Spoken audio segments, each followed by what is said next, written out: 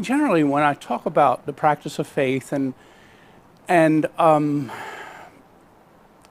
spiritual reflection, I encourage people not to get too emotional about it, because so much of what we do when it comes to our faith and spiritual development is an act of the will more than anything else.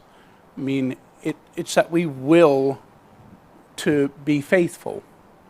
And sometimes includes feelings, but sometimes runs counter to feelings.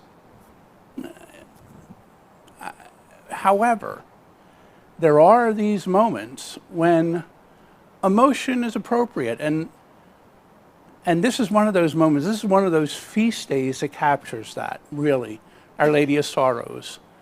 This is a very emotional moment in the scriptures, where Mary is standing at the foot of the cross, watching her son die. And there's this very emotional moment, this exchange between her and her son, who's dying on the cross. And what happens in this moment is a significant thing.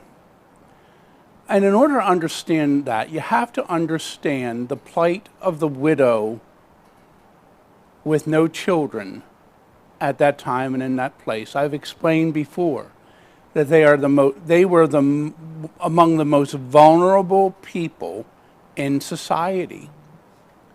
A woman had no right to inherit anything. She had no right to property. She had no right to inherit property. She had no right to inherit anything. Everything went to the oldest son. And in his absence, it went to the other oldest male relative. There were no government assistance programs. There were no pensions. There was no Social Security. There was no welfare. There was no Medicare, Medicaid, nothing like that. So a widow without a son had next to no resources at all. And what takes place in this moment is a significant moment.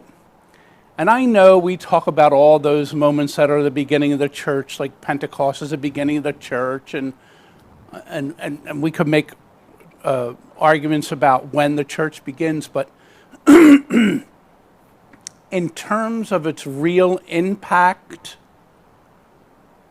this is a significant moment for the beginning of the church. It's where two people who are unrelated enter into an understanding of a relationship where they will take care of each other. Unrelated people, unattached, vulnerable. Mary is vulnerable. In this moment, the beloved disciple is vulnerable because he's a disciple of a criminal. And in this moment, wherever the church begins, where it's acted out in reality is in this microcosm, this micro moment, where two people are given over to each other to care for each other in the midst of their most difficult moments. So there is this emotional moment here where Jesus steps beyond the norms of society and says, no, my mother shouldn't be vulnerable in this moment because she's a widow.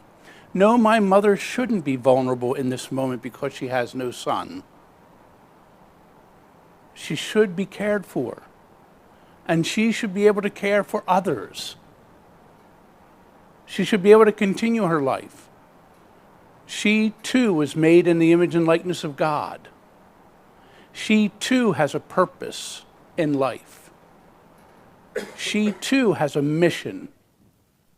She too has a destination. And that needs to be enhanced and nurtured and cared for and appreciated and respected. And I think that's what this feast is about. Yeah, Our Lady of Sorrows. She sorrowed over the loss of her son. But in so many other ways, she's restored her dignity and her place in the community, because Jesus has made this moment where we are required as his disciples to care for each other.